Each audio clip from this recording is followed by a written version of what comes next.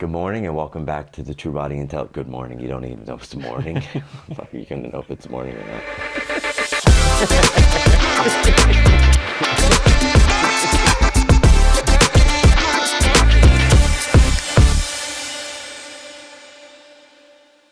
Welcome back to the True Body Intelligence Podcast. My name is Christopher Lee Maher, and I'm your host. And today we're going to get into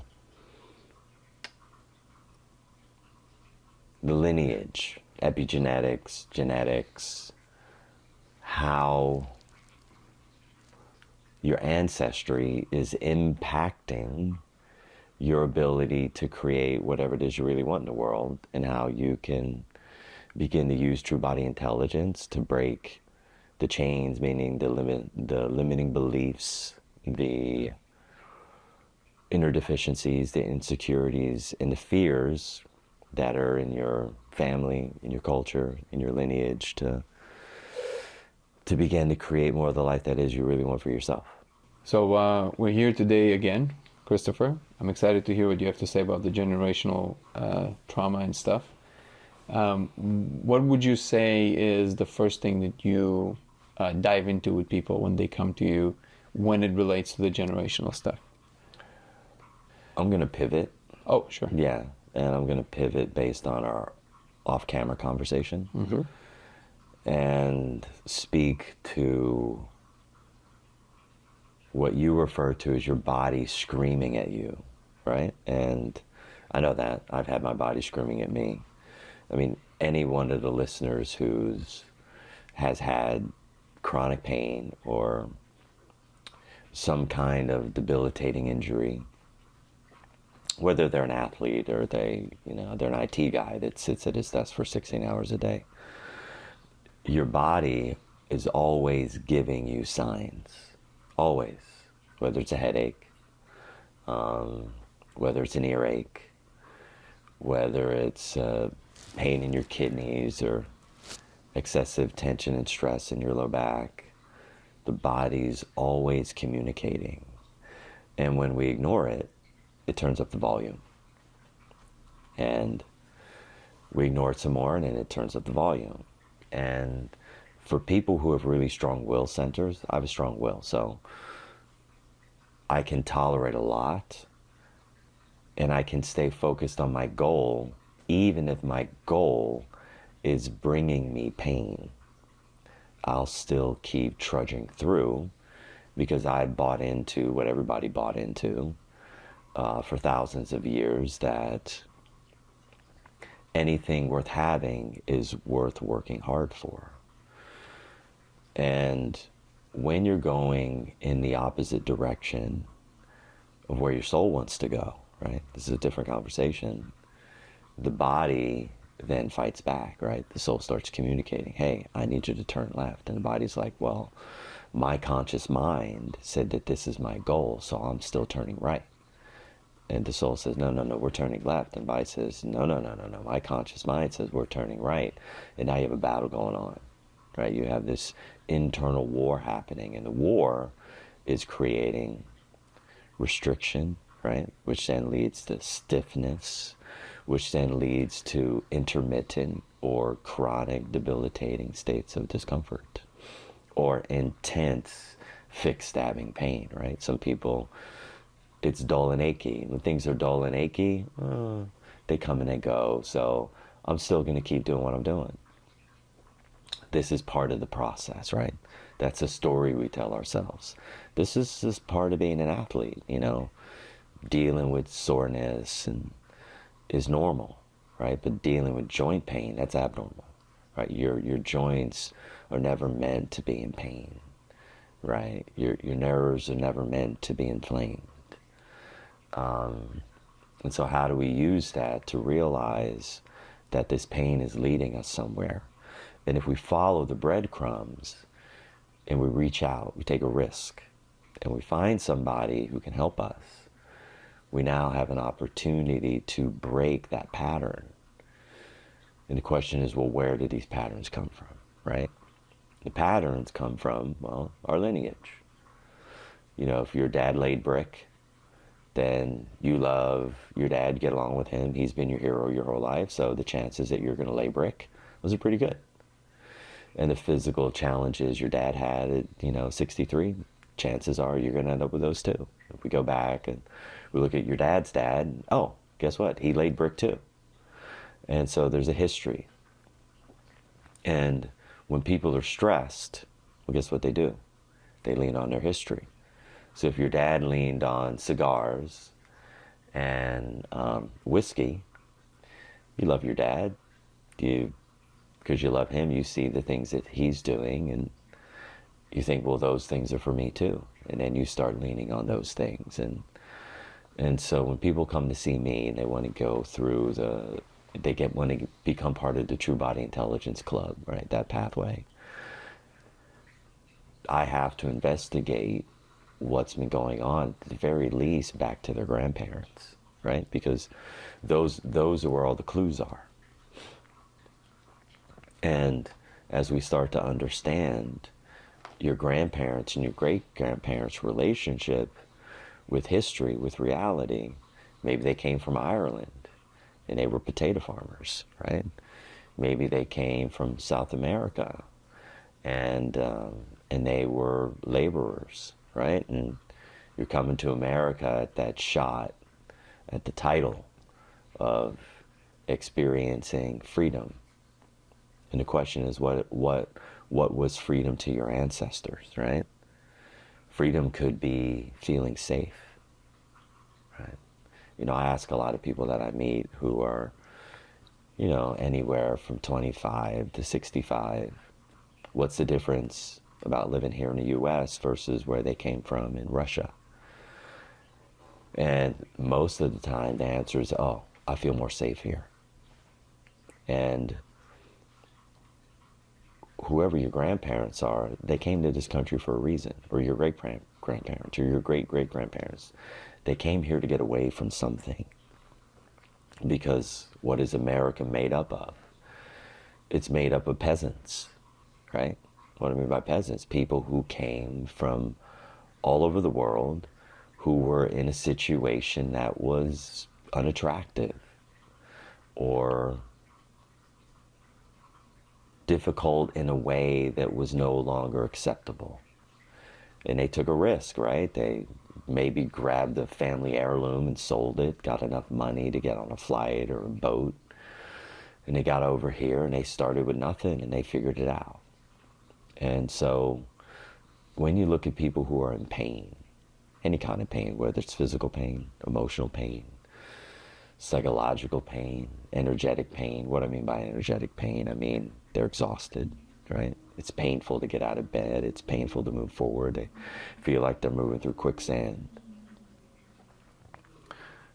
Well, if we look back into their history, what are we going to find? We're going to find an intense amount of stress, an intense amount of strain, an intense amount of tension, an intense amount of distortion. Because if you were a parent and you were in a situation where it was very difficult or was unsafe, do you want to raise your kids there? Right? Well, from my experience of parents, most of them that I've interviewed say they want to upgrade their child's opportunities, meaning provide better opportunities than they had for themselves. So they're willing to work their fingers down to the bone. And there's a cost for that, right? There's a reward for that. Your children get another opportunity, but there's also a cost to the parent or the grandparent or the great-grandparent. And that cost is the accumulation of an excessive amount of physical strain, mental strain, emotional strain, and energetic output, right? You're giving more than you got. You're spending Mondays, it's Monday and you're already spending Saturday's energy because there wasn't enough time to recover from the stress and strain from the week before.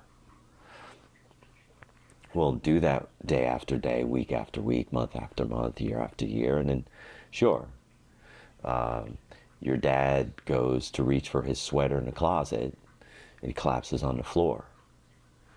with a sudden heart attack or a sudden stroke? Well, of course he does.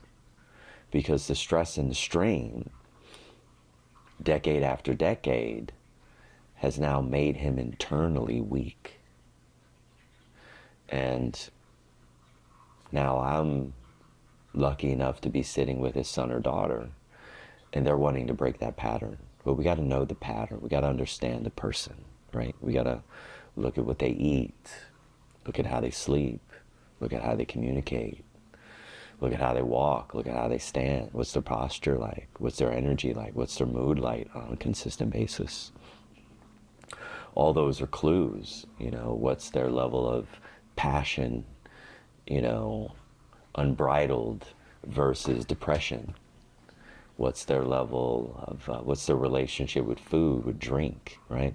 All of that is giving us a clue into their ancestors' history and how they managed, processed the struggle and strain that they were under. And this is where, you got to understand that everyone's doing the best that they can, right? And then when they have better information, right? Information, data that's been gathered over decades and has been tested and can produce the result that it says, and it says what it does, if they get access to something like that, they can make an incredible life change. And they can set their children up so that they can have a better life without sacrificing themselves in order to get there. Because children mimic their parents. So if my mom sacrificed herself at an emotional level in order to be with my father, how is that informing my daughter? It's informing my daughter that relationship, ultimately love, is based on self-sacrifice. And in reality, nothing could be further from the truth. So what I'm hearing is that there's an irony here, that the parents that came from another country and worked their asses off so you can have a more comfortable life, what you inherit very often is their predispositions to work hard to the death. So you repeat that instead of living the better life that they worked their whole life creating for you. Yeah, you end up implementing their strategies. And then one day you wake up and you go, whoa, I'm only 45. How come my shoulder's always in pain? Or I'm 43 and it's difficult for me to turn my head to the right. Or you're 36 and your back is constantly stiff. Or you wake up and you've been married for 9 years and you're like, I hate this woman. Well, how'd you get there, right? You applied strategies that were outdated, okay, for where you currently are. You ran those to the edge and you realize that the pendulum only swings so far. And then it's going to drop down the other direction. And when it does, you're going to be flipped upside down and turned inside out. And then you're going to have to do something extremely courageous. You're going to have an honest conversation with yourself and go, how the hell did I get here? This makes no sense. We met, we were attracted, we were in love, we communicated, we had the same values. We applied the strategies our parents gave us, and we ended up in the same boat as them, even though we told ourselves we would never become them. And the question is, how do you create a life that's unique and relative to the skill set and the talents and the gifts that were bestowed upon you by the universe in your own unique way, without abandoning your loyalty to your parents' inner deficiencies, insecurities, limiting beliefs, and fears? How do you do that? How do you do that? You got to create a successful pattern interrupt, right? So there's so much potential in the body. The beautiful thing about the mind is that it's fast, it's quick. right? Well, the body's more dense, so it's slow. But the thing about the body, it has so much potential energy inside of it. And if you know how to work with it, you know how to use isometric and eccentric and concentric contractions to dismantle the lifetime accumulated stress load that was handed off to you by your parents, what's going to happen? You're going to get free. Every day you're going to be a little freer. Every week you're going to be a little freer. Every month you're going to be a little freer. And then within a short amount of time, you're going to be able to transcend your parents' fears, your parents' insecurities, your parents' inner deficiencies, and your parents' limiting beliefs, and you're going to be able to co-create a life that's actually reflective of who it is you are as a unique potentiated energy with access to massive amounts of consciousness. And now you've got something, because guess what happens when you have your children? They're no longer labored with the limitations of your parents. Like, what's the best thing a parent can do for their children? To break the cycle. Get free of your parents' limitations. And how do you do it? You got to open up your breath, right? Which is going to do what? That's going to allow you to discharge all of the excessive emotional stress that's held down into your abdomen. You're going to have to go into the physical body, and you're going to have to remove generational tension and stress and distortion and strain from your muscles, from your fascia. The bones are going to have to get rotated back to their natural alignment into a normality. You're going to have to be clear in your mind. What does that mean? That means you're going to have to get off the substances, right, that have your mind excessively hot or excessively cold. So you're going to have to choose foods that exist more in a state of neutrality rather than excessively hot or excessively cold.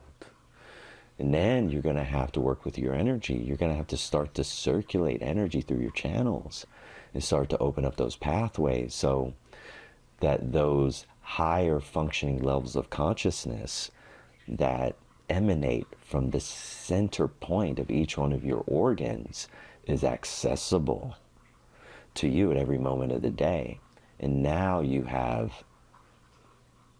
an encyclopedia of choices that you can make at any moment in order to bring that moment to its highest state of function. But what's the practical step, right? Where's the practical place to get to? Yeah, I was about to say if you can say more also about the contractions you've mentioned. Yeah, the practical state to get to really is first, and I brought this up in one of our previous conversations about inner honesty. That's the first place. Grab a chair, sit down in front of a mirror, look eye to eye, get as close as you have to that mirror, and ask yourself one simple question. Why am I here? What do I need to do to maximize potential? What do I need to give up in order to grow? What do I need to do in order to be able to love myself more? And then, once you've had that conversation, figure out what's the first step. What do I need to really get honest about? Do I need to talk to my mom? Do I need to forgive my dad? Do I need to investigate my history? Do I need to learn more about my people? Do I need to get a better night's sleep? Right? Do I need to prioritize my food? Everyone's a little bit different. The conversation is the first step. And then once you realize that, oh, I actually do care, meaning I love myself. Well, what's the way that you show yourself love? By taking heartfelt action to your own benefit. And if you're taking heartfelt action to your own benefit, it requires you to be able to leave the things aside that go against heartfelt action. So you got to look at, well, what are the things that I'm doing on a semi-regular basis that defeat me? Well, take a look at your food. Take a look at your relationship with sleep. Take a look at your relationship with communication. Take a look at your relationship with sex. Take a look at your relationship with money. Everything has to be on the table. And then take one and remove one self-defeating pattern. Okay? If you're a cookie monster or you're a sweet hound, well, why are you attracted to sweets? Because sweet is the nature of the pancreas. It's the nature of the spleen. Every taste has a psychological expression associated with it. Well, if the pancreas and the spleen are the center for communication, it is reasonable that if I have difficulty communicating to my own benefit, well, the first thing I'm going to grab is something sweet to reward myself so I can feel some sweetness in my life. But where does the real, tender, caring sweetness, nurturing sweetness come from in life? It comes from being able to communicate to my sphere of influence. What are my desires, my wants, and my needs? So I can recruit them to help me take heartfelt action to my own benefit. If I'm unwilling to do that, I'll be stuck with an excessive amount of tension and pensiveness. And I will make sure that everybody else's needs get met except my own. And I'll buy into the old adage that, well, selflessness is much more important than selfishness. And if the pendulum is swinging too far in that direction, how am I ever going to be able to take action to my own benefit? And how can I hypocritically then ask my children to take heartfelt action to their own benefit when I'm doing the exact opposite? And so this is where looking into your history, looking at how your parents operate from a neutral position has extreme benefit, because now you have no noise about how they behave because you understand why. And when people understand why, they're able to pull back their excessive judgment, their excessive criticism, their excessive disapproval. And now they're in a state of freedom. Free to do what? Free to love, to care, to understand, to accept, and to forgive. And if I can get into an intense state of forgiveness, what is my reward? I get back into the center point of unconditional love. And in unconditional love, nothing needs to change because I accept you as you are. And So my by reward is that when I love you, I'm loving me. When I'm giving you consideration, I'm giving myself consideration. When I'm forgiving you, I'm forgiving me. When I'm accepting you, I'm accepting me. And so this goes back to a little bit of what we talked about. What's happening on the inside is also happening on the outside. But let's flip it. What's happening on the outside can also happen on the inside. So when I'm loving you, I'm loving me. When I'm considering you, I'm considering me. When I'm making space for you to explore your environment and to figure out what it is you really want in the world, I'm giving myself the same space. So what's outside can also change what's happening on the inside.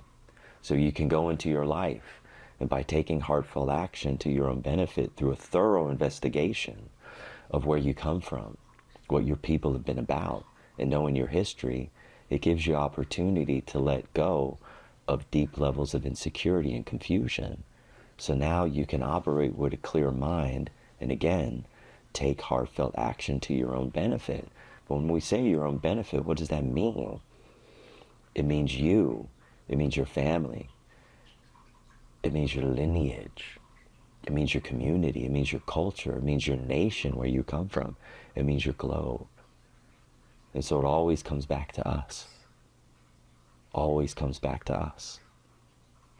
So basically, it's always that circle that you take people through their own so they essentially can forget their past, their ancestral past. Forgive rather than forget. Forgive your past. Yeah. Yeah.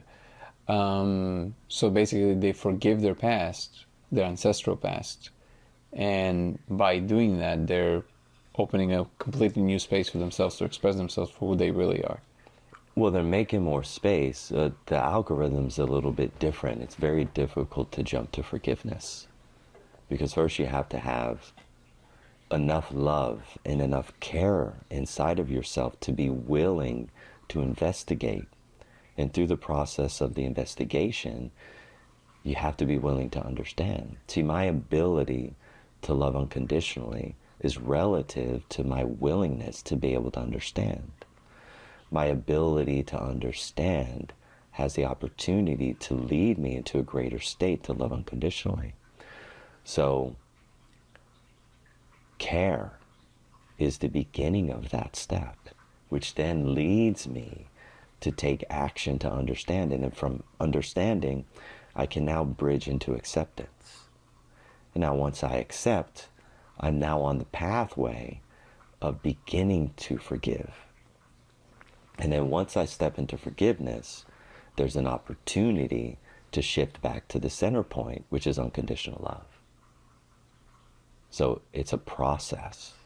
Yeah, I think the unconditional love is a thing that's kind of hard to wrap your mind around, maybe impossible, because it's a state of complete vulnerability in which you don't hesitate about anything that comes your way because you know it's always for your, always comes from the deepest, greater good for you and everything else. And this is something that requires a lot of surrendering, but I guess that in that context it makes sense why it's a long process by which people slowly understand that everything that happened for a reason, basically. Yes, and then when you get to that place, you're in a powerful position because now you have the wisdom that was gained from that process. And now when you're sitting with someone who you're mentoring or you're coaching or you're guiding, someone who trusts you, who you have rapport with, or someone who loves you, that you also love, they can feel the truth in your experience. And now they can learn from you. Okay, when they're learning from you,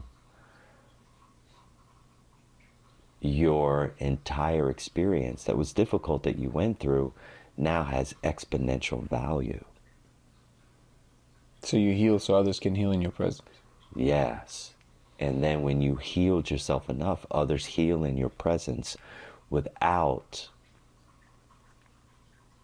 tools, without strategies, without processes, because your presence is more present. Is that why you need only one Messiah? One Messiah. If you consider yourself your own Messiah, then... No, you're saying that people can heal around you without any tools just because you fully healed. It sounds like if you have the ultimate, let's say during the time the Buddha was alive or Jesus was alive, it sounds like that's why you need that one individual who basically killed all their self-perceptions, all their delusions. They're in complete eternal love. So it sounds like you're saying that if you're in the presence of a person like that, you automatically heal.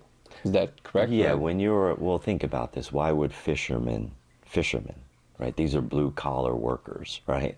These are guys that are on the grind, right? Pulling on fishing nets all day, sitting in the baking sun.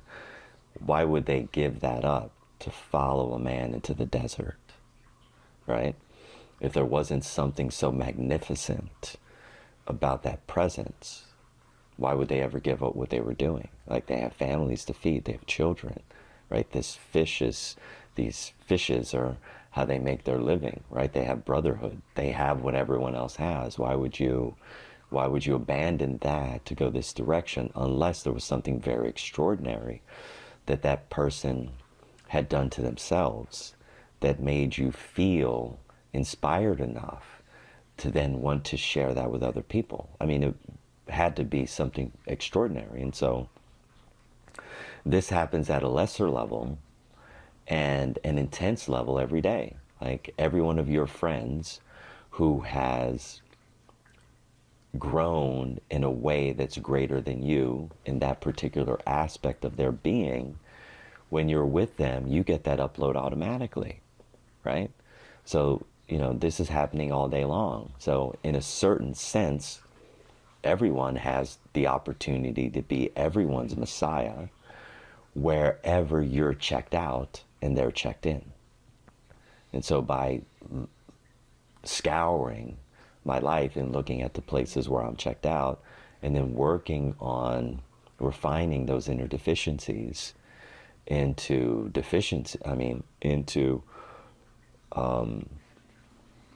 powerful, grounded, integrated, high states of function, I then inspire through my presence for this aspect to grow in them, right? The seeds that have blossomed in me, those seeds are now available for them without tricks, without tools, without work, without processing. So when you're in the presence, you're in the presence. But in order to be in the presence, you first have to get to neutrality. Because where I'm invested interest, there is no presence. You mean by the people around the person who did the work, or by the person who did the work? But both are happening simultaneously, right? Because when you're in the presence, you're in the presence. When you're invested interest, you're outside of the presence. Because your nervous system is too hot or it's too cold. And where it's too hot or too cold, I'm operating from fear or operating from anger. And so neutrality, again, is that base state to get to. But how do I get back to neutrality is what we're talking about today. You've got to be able to look at your ancestors. You've got to be able to look at your family from open eyes and an open heart and see what the limitations are, and then do whatever you can or find whoever you can to help you transcend those limitations and those limiting beliefs and those inner deficiencies, insecurities, and fears. And as you start to shed, you start to acquire more awareness, more consciousness. And it's a process. And as you move through the process, you gain more confidence. And as you gain more confidence, you attract more people who are on the same vibe that you are. And now you get more confirmation that the steps that you're taking have value. And then you start investing more time, more energy, more effort, more resources, because you feel better. And when you feel good, you do good. And when you feel bad, you do bad. And it sounds like it also has to happen in a certain stage of the collective evolution, because that kind of individual can also make a lot of people nervous. That's why Jesus and the fate of Jesus ended up being what it is because there was a lot of people around him that were, I guess, there was no neutrality, and there was a lot of fear and confusion to the extent that they felt like they had to eradicate the person who represents this state. Yeah, that's right. So now, then they can get back to operating as usual. Yeah, but now there's enough people that are ready for something else. Yeah. So when individuals like that start popping up, then it's easier to follow them versus trying to kill them. Yeah, and now we live in a different time, which is wonderful, right? So I can be in the United States, and at midnight I can wake up and I can access Taoist, Buddhist teachings if I want, or I can access Christian teachings if I want, and I can access Jewish teachings if I want. I can access the teachings of Muhammad if I want, at any time of the day that I want, right? So humans can develop themselves in any way. And as a collective, as we are developing ourselves, there's more opportunities, right? You hop on the internet, I can do breath work for free. I can look up a guy named Mantak Chia if I want, or any one of his students, and I can start to learn how to circulate energy through my body.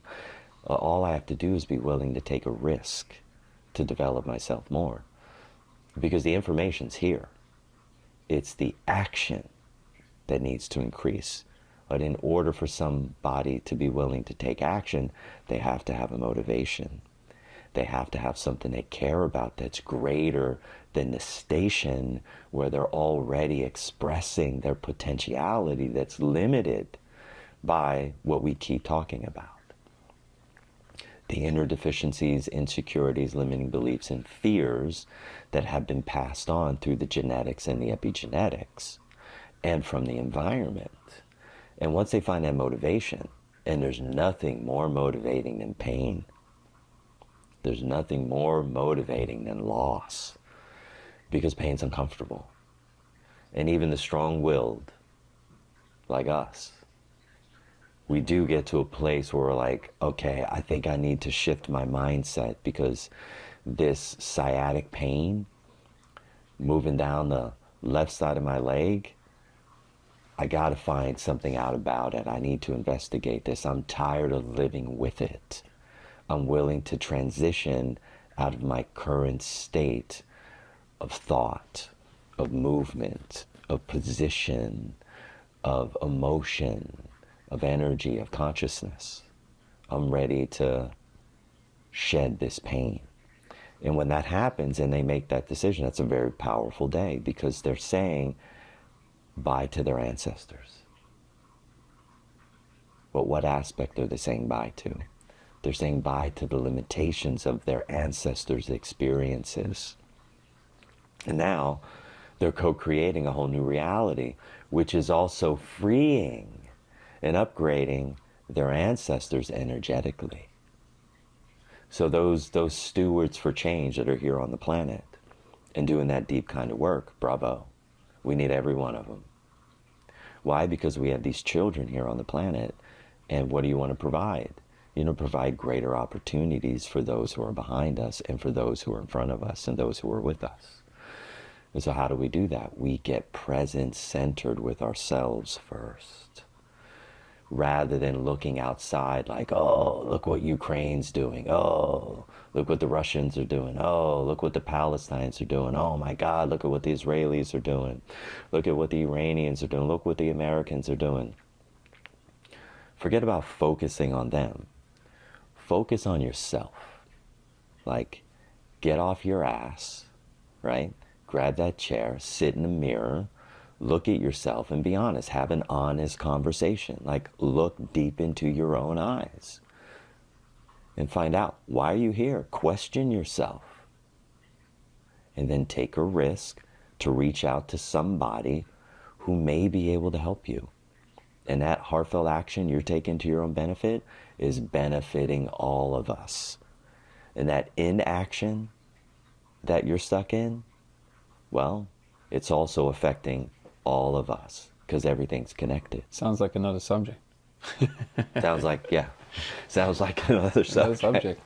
One final question on that. Do you approach different age groups differently when it comes to that? Because I'm sure you work with people across the board, and sometimes some of them are younger, some of them are older, or you always approach it pretty much the same? My gift is to meet people where they're at, right? So if I'm sitting with an MD or, you know, some high-ranking political official or been PhD in science, it's a different conversation than if I'm working with an Olympic champion in wrestling, right? Because they have different filters, and I got to meet them in the filter that's open for them, and I've got to articulate my language in a way where they can understand and it makes logical sense. And then I got to walk them through a process in a way that meets them where they're at. Otherwise, what happens is I'm either speaking above them or I'm speaking below them. And it makes it more difficult to build rapport and trust. If I choose to stay where I'm at, I force them to come up where I am, then we're already breaking the connection. I want to meet them on even ground as a peer. So let's relate to where you're at. I'll share my own stories relative to your language, and we're going to build that rapport. And once we have that rapport, then we can start a really deep investigation and get down into what's really going on. And then we can move through this stuff really quickly, because humans are intelligent, right? The amount of information emotionally or psychologically or analytically that we can process in a 24-hour period is super, super intense relative to 3,500 years ago.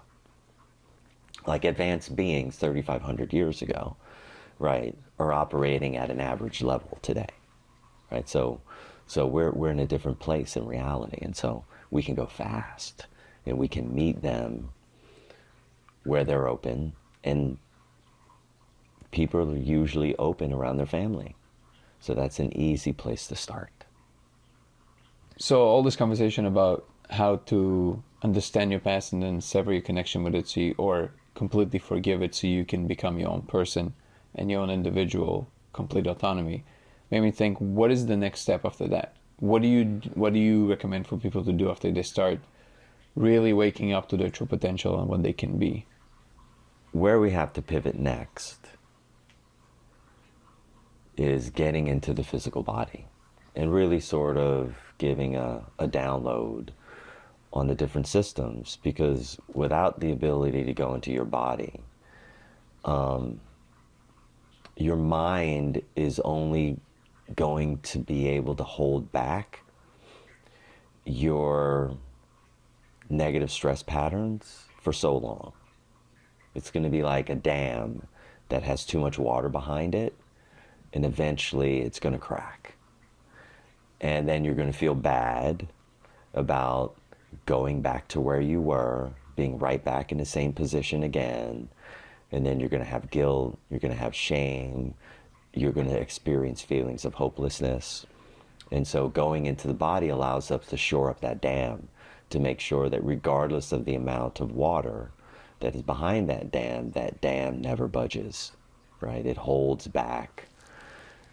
And then while it's holding it back, it's simultaneously draining out the fears, the limiting beliefs, the insecurities, and inner deficiencies that are causing that excessive rush of discomfort and stress in the first place.